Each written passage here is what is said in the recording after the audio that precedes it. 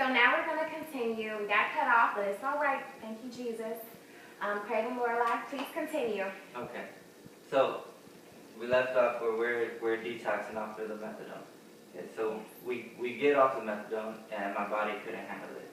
So 30 days go by that I'm sick in bed, and every day throughout the day I'm throwing up. So I'm just getting worse and worse. It's to the point where my wife and my family, they start wanting to plan. Then we start planning my funeral, okay, preparing. Yeah. So towards the end of this 30 days, a friend, a neighbor, is coming by and telling my wife, here, let him try this, which this was a syringe full of heroin, okay? And so I was rejecting it. I was kind of at peace of dying because I was just tired already. So I was like, no, I'm good, I don't want it. Well, days passed, she was coming every day, and eventually I said, okay, let me try it. Shot of heroin. From that day I got up, and instantly my body thought it was fine, okay? So that day started a long addiction of heroin, okay? We get to this point that we are using multiple times a day of shooting up heroin constantly. And along with this comes a whole nother lifestyle. You're so desperate for this drug because your body, when it don't have the heroin in, your body gets sick and it starts thinking it needs this drug, and you're so desperate to get it. Okay, so we go through this long time of a heroin addiction, and about 5 years passed of using heroin, and my wife gets to a point where she just can't handle it no more. I'm gonna let her take over at this point. So basically what happened was I basically had an encounter with death 3 days in a row. On the 4th day, I knew that if I didn't leave, if I didn't get out of the home, that was going to be the day of my death. I just knew it because even a month before, I just remember feeling everything in me. I used to, even though we were using, even though we were doing all these things, but there, you know, I love to cook and I love to clean and things like that. I love being a mother. It was just still in me.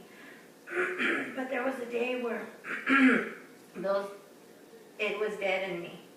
I felt no love for my children, no love for my husband, no desire to clean, to cook. It was like my soul or my spirit. I wouldn't even know how to describe it, but it was just literally ripped out of me. Everything was ripped out of me. And I remember feeling it a month before that, just death. And so, like I was saying, the 4th day, I just knew I had to get out because that was going to be the day of my death. Wow. You know, the first day I had, I tried to kill myself. I hung myself. And, you know, I knew it was wrong, but my mind couldn't comprehend it. In my mind, I thought, if I do this, you know, it'll be better than what I'm going through right now. Even if I'm in hell, it has to be better than what is going on in my life now. Wow. Whatever, you know. The lies. And so I did that, and it happened to be that my son actually found me, called Craig, and they came and they got me down, and you know, I started breathing again, but I was already out. And so then it was the 2nd day. We would use a lot of heroin, and so, you know, it wasn't on the 2nd day. I didn't use as much as we normally do, so it was weird. I knew it was death because I actually OD'd, and I used way more than that before. Wow. And so then it was the 3rd day, and the 3rd day it was just, I don't know, chaotic. I decided to drink, and I never would drink before. Well, when I was using heroin, because the effect in my body was just weird. It like took away the heroin out of my body, so I just didn't drink anymore. But this 3rd day, I decided to drink because I was just looking for anything to fill that desire to want to love my family again, to want to cook, to want to clean, and I pushed myself to do that, but I was like, oh, there's alcohol there. My friend had actually ended up leaving there.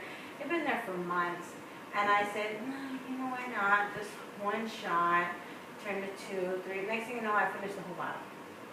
I didn't feel nothing, but I cooked. I said, here's the food. You know, I'm going to go and shower. And I went and I was taking a bath. Next thing I know, I woke up and my best friend and, well, at the time, and my husband were like, you know, just over me because I don't know, they told me I did all crazy stuff. It was just crazy. And so anyway, I had a big gash on my head with, I guess, still like a little bit of blood and everything. Just, it was out of control. A concussion, and it really messed you up. So anyway, then the 4th day, I mean, I guess I don't want to have to get into details, but I just knew that I needed to get out. I needed to leave, and so I was just like, hey, you know what, I'm leaving, this isn't right, because at this point in time I was telling him, I can't live like this anymore. And he basically told me, hey, Lorelai, you better just get used to, this is the way we live, and you're going to die with a needle in your arm. That's what he told me. And to me it was kind of shocking because even though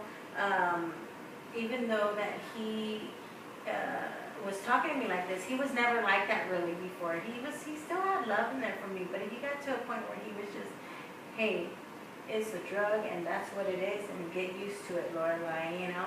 And so anyway, that's basically what happened. And I just said, you know what, I'm leaving. I got what little stuff I had. I don't even know if I brought stuff that matched. I ended up going to the Craig and Laurali home, and that's where I like just met Jesus head on. The tangible, manifest presence of Jesus, the love of Jesus, I met him there. He met me there. And I mean, it was a place where I was able to be not around anybody, secluded. So it was, you know, where, I mean, he just came in like a flood, and I knew that he was real, he was alive, and I had access to him. Yeah, so that's a place where people who are maybe trying to get off drugs may go, or who may be experiencing domestic violence may go, all sorts. any type of they feed you, they crisis, clothe you, any type of crisis situation, they get help there. and they feed you Jesus Christ, and And they allow Jesus to break the bondages out your life. And so it's not a 12-step program, right, because 12-step programs I don't feel work. They just right, transfer the sin to another sin. yeah. But this is actually the one and only person that can break the bondage. Jesus. Jesus. They introduce people to Jesus. That's right. And because we have to kind of wrap this up.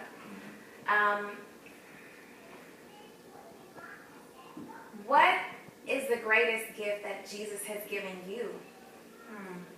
I would have to say that Jesus, he removed drugs out of my life, out of her life. He removed the lifestyle. He placed, the Bible says, when we receive Jesus, he places a new heart and a new spirit in us. And that's exactly what happened. Because he gave me a brand new life, new desires, a new way to think. He poured love in me. And no longer was there hatred